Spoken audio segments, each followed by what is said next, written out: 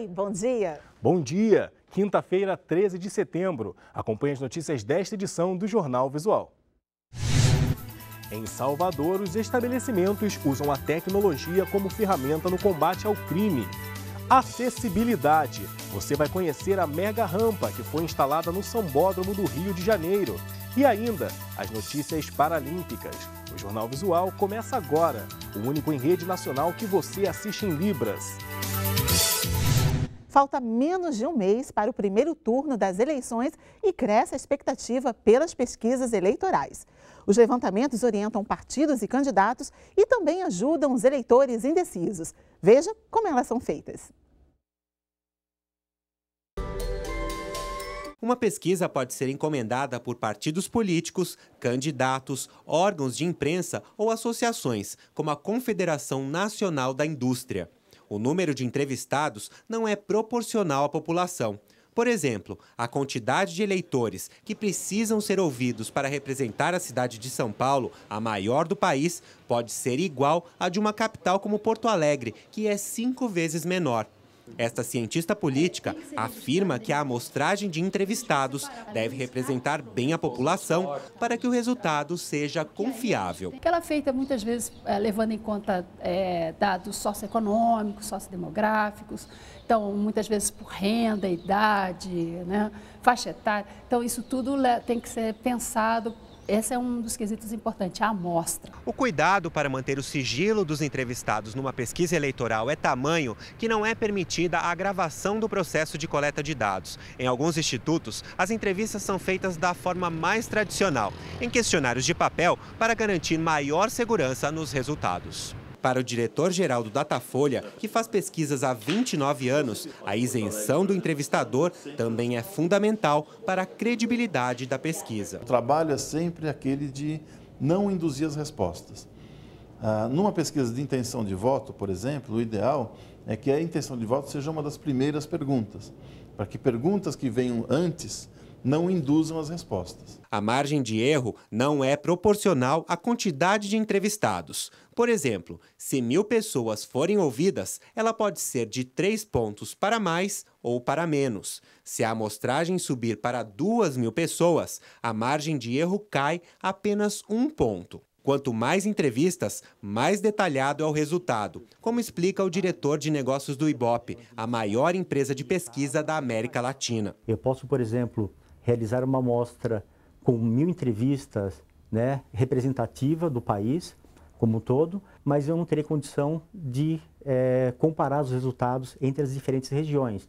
Então eu vou ter que aumentar o número de entrevistas para ter um número estatisticamente suficiente, consistente de entrevistas que me permita comparar com alguma segurança os resultados com as demais regiões. Toda pesquisa deve ser registrada nos tribunais regionais eleitorais e quem encomendou deve declarar o período do levantamento, a metodologia usada e o valor gasto. Para o eleitor, a pesquisa ajuda, mas não é apenas ela quem define o voto. Quando eu comecei a votar lá em 86, na primeira eleição, fui influenciado pela pesquisa. Mas aí depois eu fui influenciado pelos meus princípios, pelas minhas ideias. Por causa dos frequentes assaltos dentro dos shoppings, os estabelecimentos resolveram investir mais na segurança e usar a tecnologia como ferramenta no combate ao crime. É o que está ocorrendo em Salvador. Um dos fatores que contribuem para a ocorrência desse tipo de crime é a distração. Sair do shopping, por exemplo, e ir em direção ao estacionamento sem prestar muita atenção no que está acontecendo pode ser um risco. E aí, qualquer um se transforma em vítima. Fico atenta, entro no carro e ainda fico olhando para ver se tem alguém.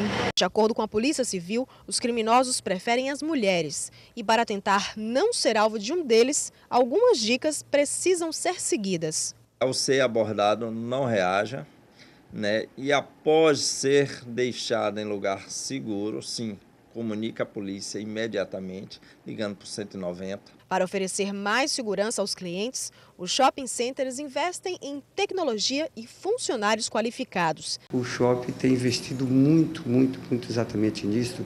Aqui na Bahia, por exemplo, o investimento por anual é mais de 20 milhões nessa área só em termos de segurança.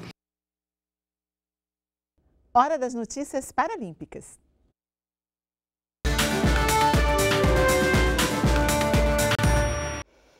Olá, bom dia. A participação do Brasil nos Jogos Paralímpicos de Londres garantiu ao país o 7º lugar no quadro geral de medalhas, posição histórica que deixou a delegação brasileira com sentimento de missão cumprida. A presidenta Dilma Rousseff, em nota, cumprimentou os atletas brasileiros que participaram dos Jogos Paralímpicos em Londres e prometeu intensificar o apoio dado ao esporte.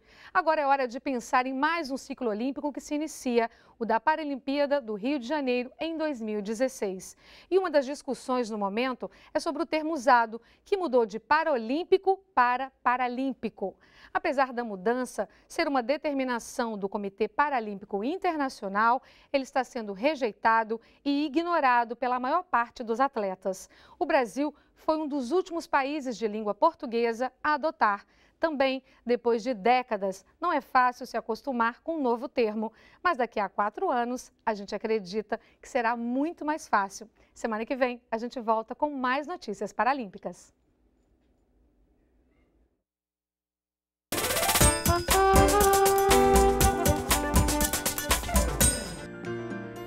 Arroz, feijão, batata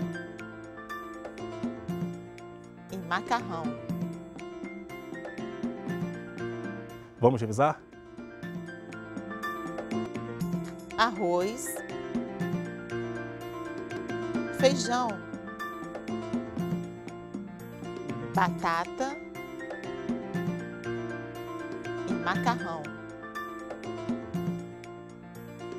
Manobras arriscadas em uma das competições mais radicais já inventadas. A mega rampa foi instalada no Sambódromo do Rio de Janeiro. Pois é, Jonatas, 2 atletas com deficiência mostraram que a bordo de um skate ou de uma cadeira de rodas não há limite para a adrenalina.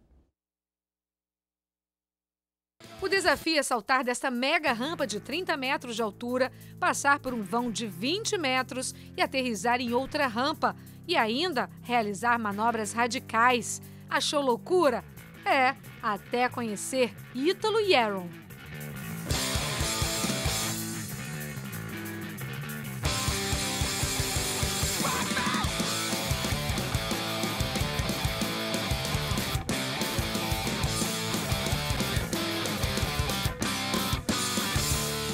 Ítalo, curitibano, tem 22 anos. Aos 11, foi atropelado por um trem e perdeu as 2 pernas. E foi aí que ele conheceu o skate e viu no esporte uma chance de mudar radicalmente de vida.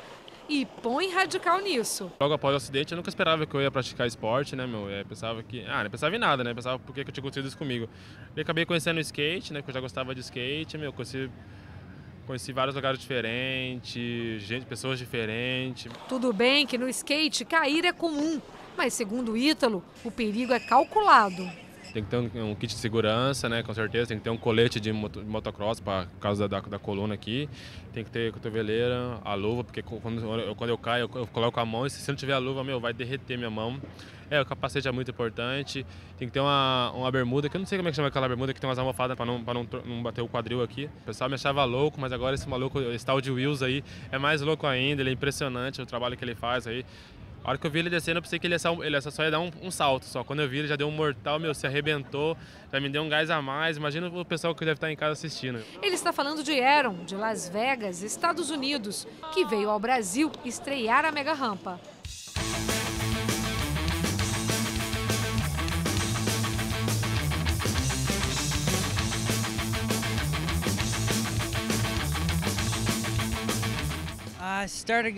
Aaron conta que começou a praticar esporte aos 8 anos de idade e hoje não pensa em fazer outra coisa. E a ousadia não acaba aí. Em 2006, Aaron foi parar no Guinness Book quando realizou o primeiro backflip de cadeira de rodas. Não se contentando, 4 anos depois ele conseguiu o primeiro double backflip. E se isso não fosse suficiente, ano passado, Aaron fez o front flip. Quando eu perguntei se o que ele faz não é perigoso... É perigoso. Já imaginou encarar essa mega rampa? É divertido e eu faço o que eu tenho que fazer. O rapper Marcelo D2, apaixonado pelo esporte, ficou impressionado com a coragem dos meninos. Para quem não tem nenhum problema físico já é difícil demais. E para eles então, cara, para os dois, eu não sei como é que eles conseguem, cara, sinceramente. Já vimos que nada é obstáculo para Aaron. Então o que ele diria para os jovens que sonham em ser como ele? Nunca desista. Se você tem um capacete, pode fazer o que quiser. É só trabalhar para isso. Perguntei se ele pretende voltar ao Brasil. Eu não quero deixar o Brasil.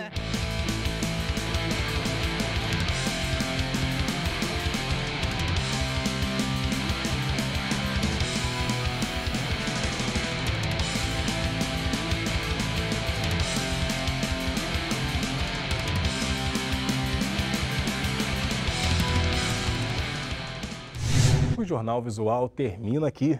Obrigada pela companhia. Para você, um bom dia. Bom dia e até amanhã.